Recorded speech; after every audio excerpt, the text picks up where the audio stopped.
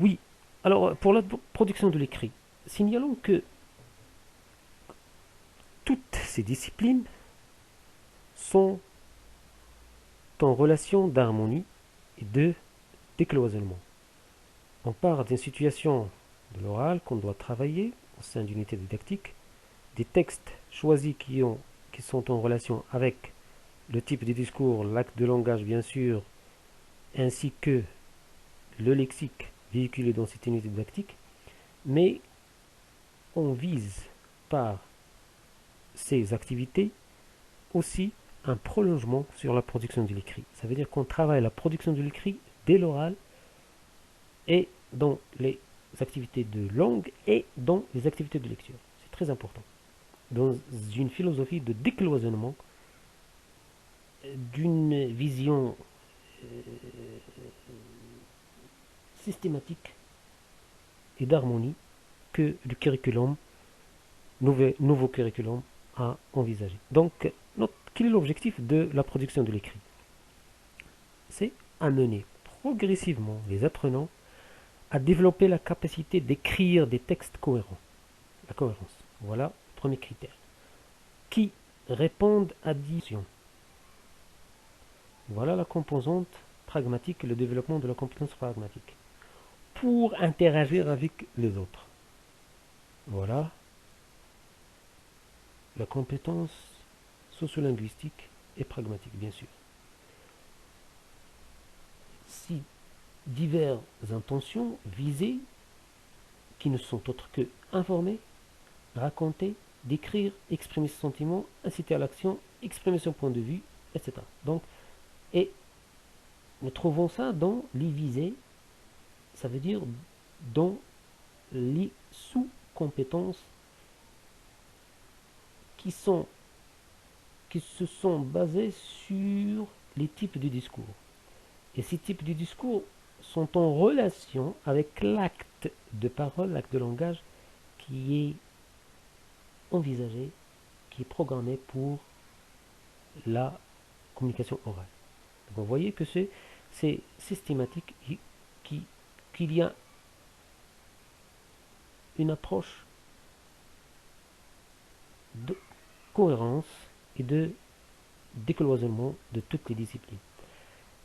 Et ce travail de production, de production écrite, donc en employant un vocabulaire approprié et en respectant les règles de la syntaxe de l'orthographe. Voilà la composante linguistique, la compétence linguistique qui englobe la capacité lexicale et la capacité morpho-syntaxique. Voilà notre objectif de la production écrite. Alors en première année, les activités de graphisme bien sûr. On se contente des activités de graphisme. Donc pour préparer l'apprenant à l'écriture et développer chez lui des habiletés perspectives, perceptives, pardon, la perception et motrice. Donc un entraînement de perception des différents graphèmes, des différents, euh,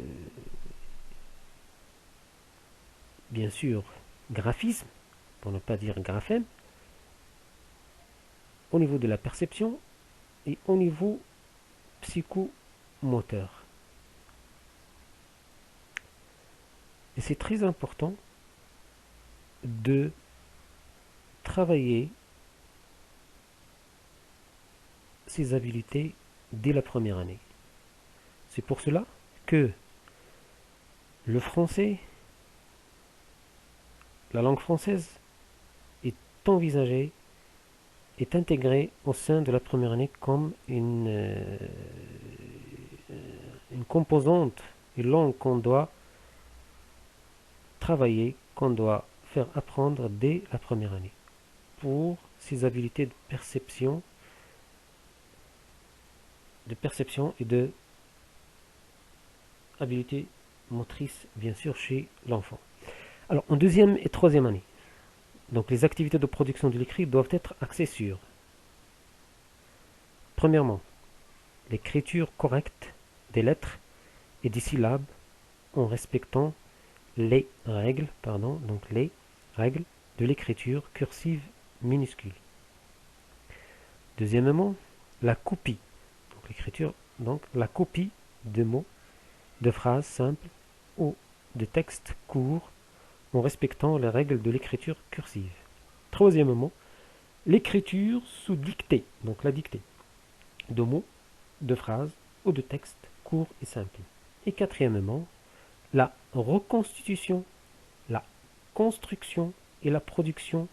Donc voilà, donc dans une vision, dans un processus progressif, donc reconstitution d'abord, construction et production à partir du support iconique et ou graphique de phrases simples ou de textes courts.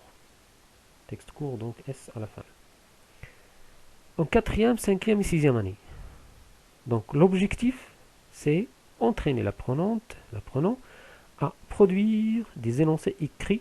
Vous voyez la compétence annuelle concernant l'écrit, donc à produire des énoncés écrits en lien avec les types de texte, la visée, donc la visée, c'est la sous-compétence, les types de texte visés en le mettant, l'apprenante, en situation de communication écrite.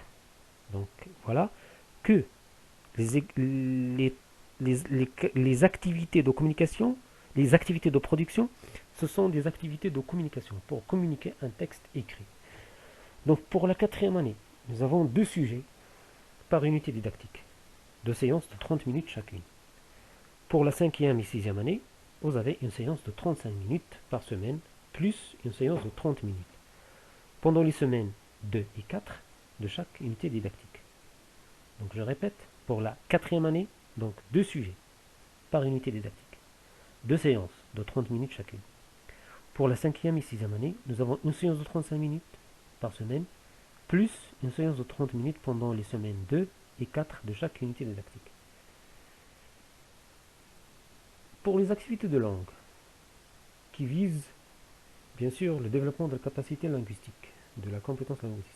Donc, les objectifs, donc en première, deuxième et troisième année, sont initiés, donc c'est un travail d'initiation au fonctionnement de la langue par imprégnation orale et écrite interposée. Et un entraînement, une identification élémentaire, bien sûr, et graduée, donc progressive, de certaines parties constitutives de la langue. Mots, phrases, type de phrase. Alors, sans que les règles soient explicitées, donc d'une manière implicite. Pour la quatrième, cinquième et sixième année, donc, vient l'étude explicite des règles qui régissent le fonctionnement de la langue dans des séances spécifiques. Cette étude touchera les points élémentaires de la grammaire, de la conjugaison et de l'orthographe. Donc, pour les premières, deuxième et troisième années, donc par une manière implicite, on travaille les activités de langue dans les textes, dans l'oral et dans les textes de lecture.